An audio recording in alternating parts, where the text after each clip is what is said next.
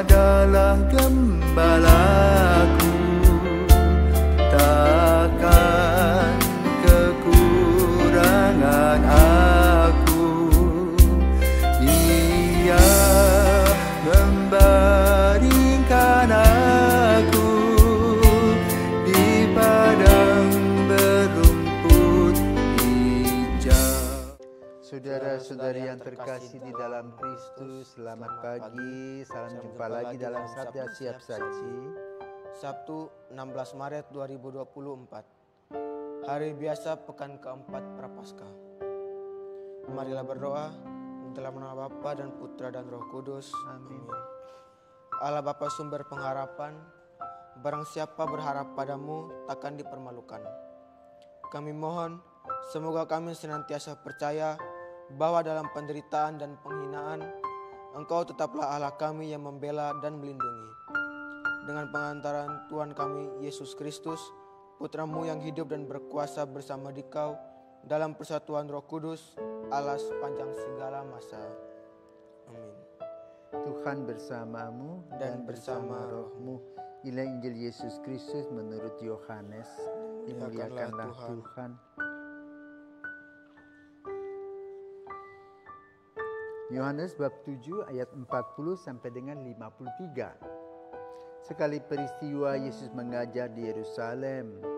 Beberapa di antara orang banyak yang mendengarkan perkataan Yesus berkata, "Dia ini benar-benar nabi yang akan datang." Yang lain berkata, "Ia ini Mesias." Tetapi yang lain lagi berkata, "Bukan, Mesias tidak datang dari Galilea." Karena kitab suci mengatakan bahwa Mesias berasal dari keturunan Daud dan dari kampung Betlehem, tempat Daud dahulu tinggal. Maka timbullah pertentangan di antara orang banyak karena Yesus. Beberapa orang di antara mereka mau menangkap dia, tetapi tidak ada seorang pun yang berani menyentuhnya.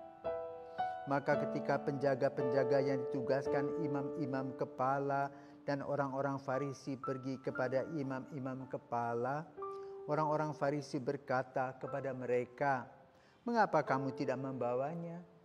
Jawab penjaga-penjaga itu, "Belum pernah seorang manusia berkata seperti orang itu."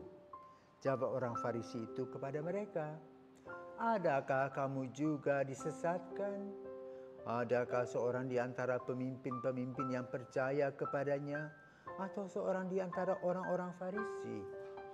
Orang banyak itu tidak mengenal hukum Taurat, terkutuklah mereka." Nikodemus, seorang dari mereka yang dahulu telah datang kepada Yesus, berkata kepada mereka, "Apakah hukum Taurat kita menghukum seorang sebelum ia didengar dan sebelum orang mengetahui apa yang telah dibuatnya?" Jawab mereka, "Apakah engkau juga orang Galilea? Selidikilah kitab suci dan engkau akan tahu bahwa tidak ada nabi yang datang dari Galilea." Lalu mereka pulang masing-masing ke rumahnya. Demikianlah sabda Tuhan. Terpujilah Kristus. Selamat pagi Romo. Selamat pagi Juan. Di sini saya ingin bertanya, mengapa orang Farisi begitu berambisi ingin menangkap Yesus?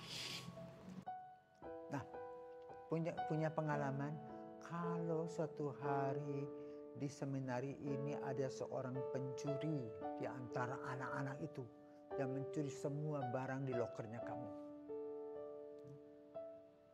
Apa yang kamu buat? Menangkap dia atau membiarkan dia? Menghukumnya dong. Menghukum, menangkap toh? Ya. Nah, jadi boleh katakan orang ini pesakitan. Ya kan? Ya. Demikian pula dalam membicarakan Injil pada hari ini ada dua kelompok. Ya. Nikodemus termasuk kelompok yang mulai mengenal Yesus.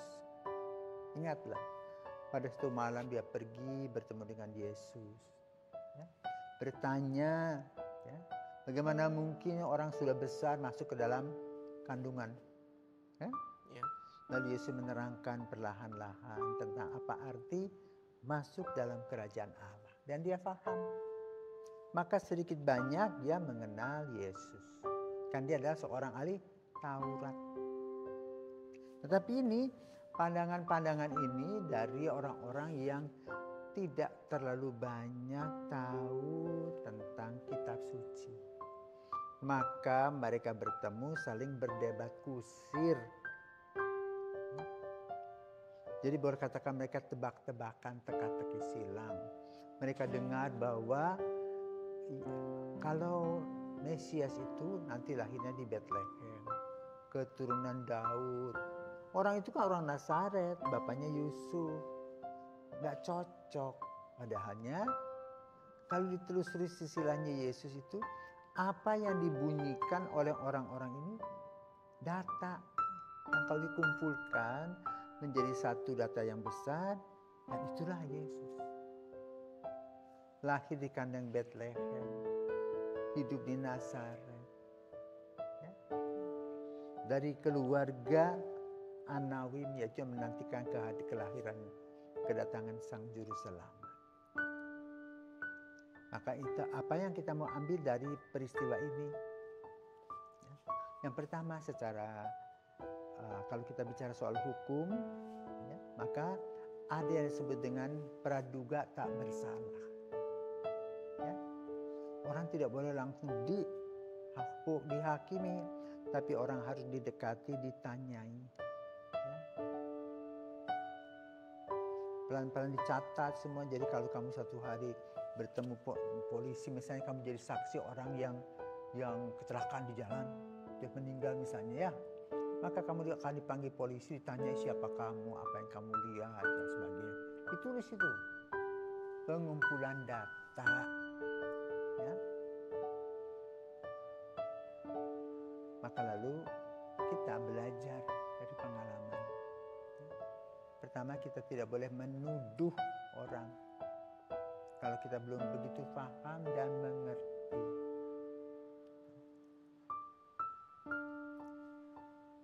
Sikap ini kurang positif. Tetapi dalam urusan dengan Yesus ini boleh katakan menjadi objek pembicaraan di Galilea. Dari positif, dari orang-orang kecil yang mengalami penyembuhan berpikir positif. Tetapi para ahli kitab melihat itu secara negatif. Kenapa? Yesus adalah saingan. Maka mereka mencari akal, ya, dengan tuduhan palsu. Tapi sikap Yesus adalah tenang-tenang. Maka kamu juga dan kita, kalau kita mempunyai satu prinsip dan konsep untuk membantu orang, ya, orang menentang, kita berjalan terus melaksanakan. Sehingga pada waktunya orang akan terbuka. Siapakah kita? Apa yang kita lakukan? Sebagaimana dilakukan oleh Yesus. Yesus menghindari konflik-konflik ketika mereka saling omong sana, omong sini. Ya, kenapa? Ini masih proses debat kusir. Ya, bahkan nanti ketika Yesus ditangkap pun ditanyai di depan raja tuh, apakah kamu raja? Ya, lalu Yesus jawab apa? Siapa yang mengatakan raja? Kamu yang mengatakan raja. Jadi Yesus menjawab dengan bijaksana pertanyaan-pertanyaan dan juga mengambil sikap yang penting, ya, tidak gegabah. Inilah yang perlu kita pelajari dalam kehidupan Yesus. Karena apa? Hidup kita tidak pernah aman. Artinya apa? Selalu ada saingan. Karena juga ada musuh dalam selimut. Makanya kita harus jaga mulut, jaga hati, jaga mata, dan jaga diri. Nah, ini yang paling penting. Dan melakukan tugas-tugas kita dengan sungguh-sungguh, dengan seluruh hati dan pikiran serta perkataan. Nah, selamat Tuhan, kamu namamu seperti seorang kudus di Meksiko, ya, yang bertemu dengan Ibu Maria di Guadalupe. Semoga semangat itu, semangat Juan ya, Diego itu, apa sih semangatnya Juan Diego itu? Dia menyatakan kebenaran, ya, tidak takut menghadapi siapapun, bahkan sebagai seorang awam dia berani untuk menghadapi uskup. Karena apa? Maria memberi bunga mawar dari tempat di Tepeyak itu yang tidak ada mawarnya. Ya, yang ada adalah bunga kaktus. Tapi ketika dibuka, Maria melukis dirinya sendiri. Baru dari situ uskupnya percaya. Ya, kebenaran pasti akan terbuka pada waktunya. Selamat pagi, Tuhan memberkati. Amin.